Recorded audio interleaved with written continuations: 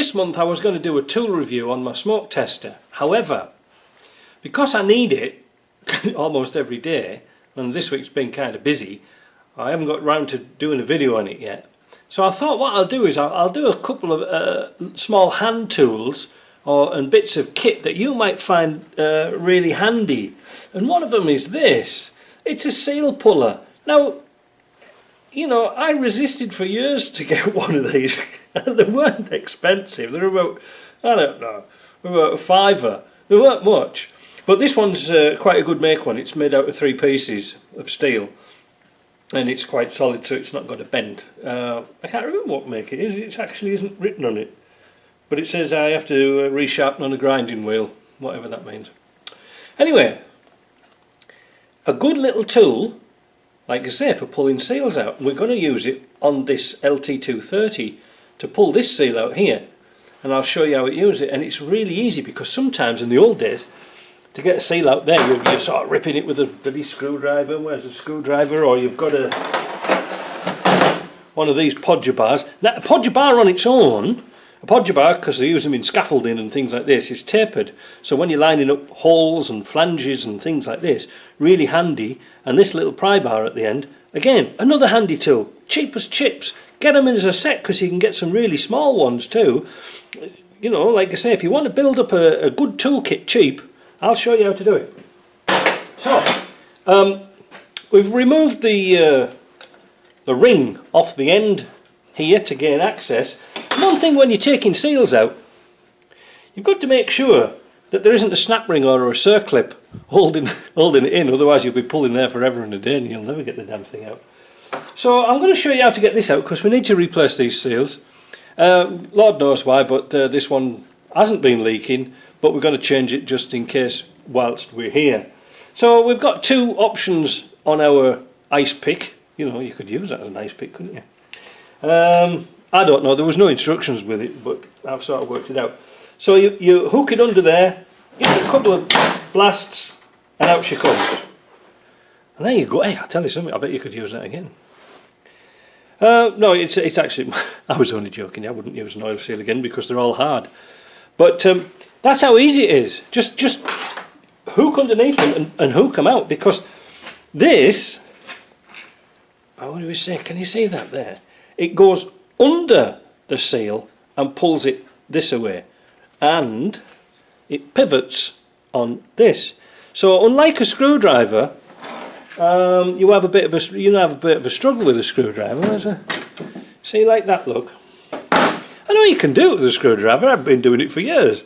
But it's sort of awkward because you want something strong, but you want something thin, and you can't really get behind the shaft all that much, where that little tool is really, really handy. Worth its weight in gold.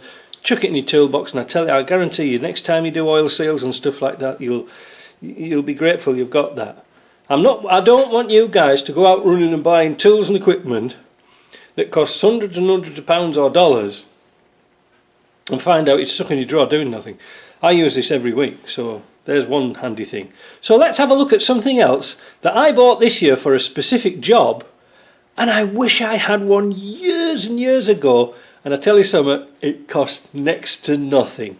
Let's go and have a look. Another fantastically useful tool that you can get really cheap, and honestly this will blow your mind if you haven't used one. A mechanic's stethoscope. And you think, what the hell do you want one of them for?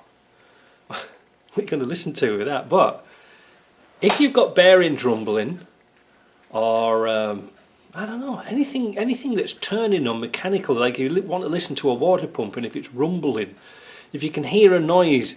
I suggested a chap in Brazil used this to listen to the steering box noise, and when he had a noise when he was turning left and right, and try and trace the noise, because if you put this probe onto the part, you can hear it really well. And I might be able to give you a demonstration of that if we turn this and put the earpieces close to the microphone, and I scrape this across here. I don't know if it's going to work or not.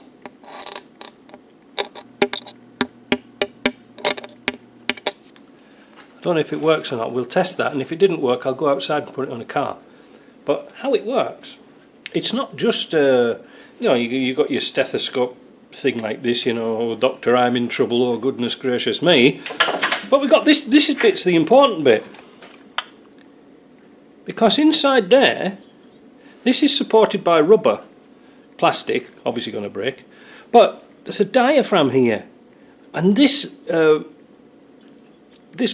creates a lot more volume. So when this is picking up sound, this is acting like an amplifier, and amplifies the sound directly into your old lug holes there.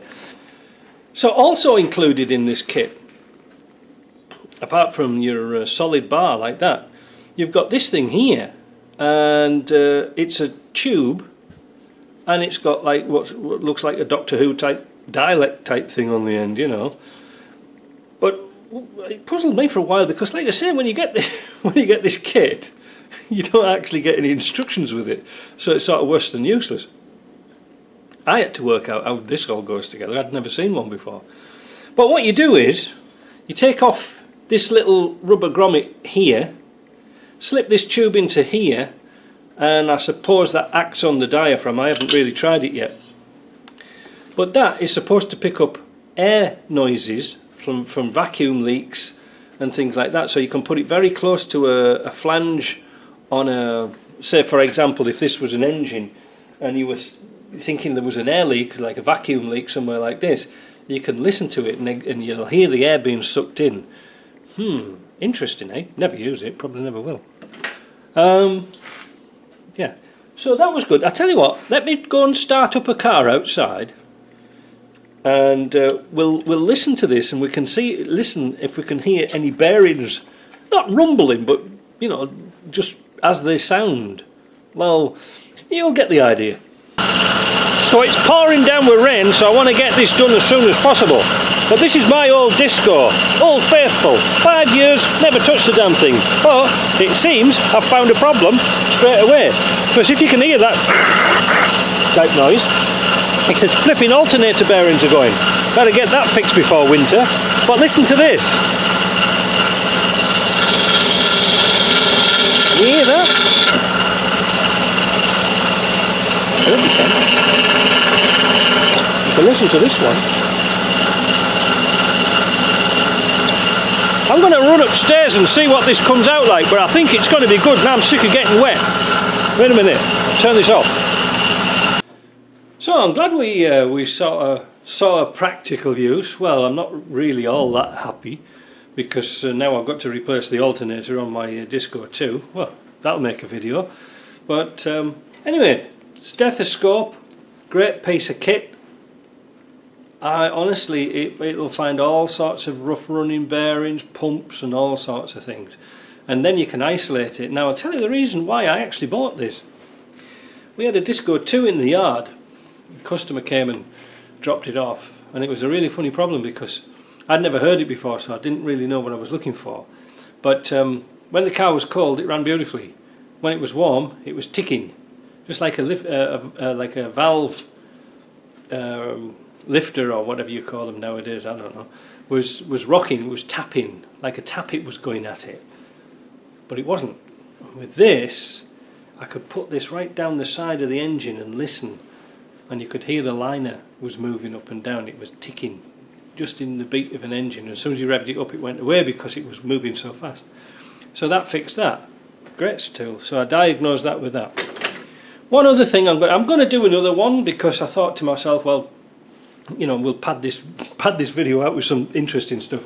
But another useful tool is this little thing here. Now today these are becoming invaluable.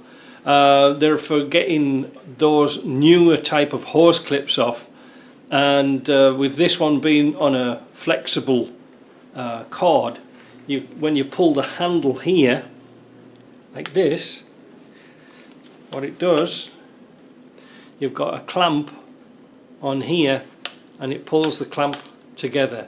Let me give you a practical demo of that.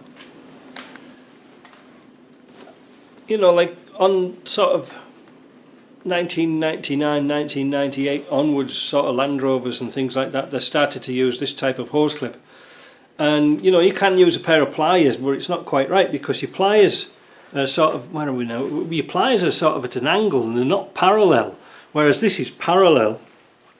And you can get to really awkward places. So when you pull the handle, you can see how the clip stays open. There's the tool, and you can see there's a lock on the side here, and it locks it into place. So if you want it off, you just depress the lever, and it'll clinch around your hose again. Now, the reason why I'm saying this, it looks an expensive piece of kit, but I actually got it for next to nothing. I didn't really want one, but I thought I used to struggle on with pliers and things like that, but I didn't really want one. When I was scanning through Amazon, and Amazon is a good place to look at stuff. That's, you know, if you want to get the open box returns, have a look and see if there's, sometimes it says used from there, because they're not always used. What happens is they open the boxes and people don't like them, send it back, you know, free shipping, send it back, whatever it is, get a refund, but Amazon can't sell it as new. So this was an open box from Amazon, and it was next to nothing. I'll show you something else. I've just caught the corner of my eye. I like these, all my little tools are sort of like DeWalt. And the reason is I always buy the same drill. Bought it for years and years and years because I can use and rub parts and batteries off things to keep them. But this little 12-volt one, although a lot of people are saying you get it, oh, you want an 18-volt one. This is so snug and tight for getting under little places. It's really, really handy.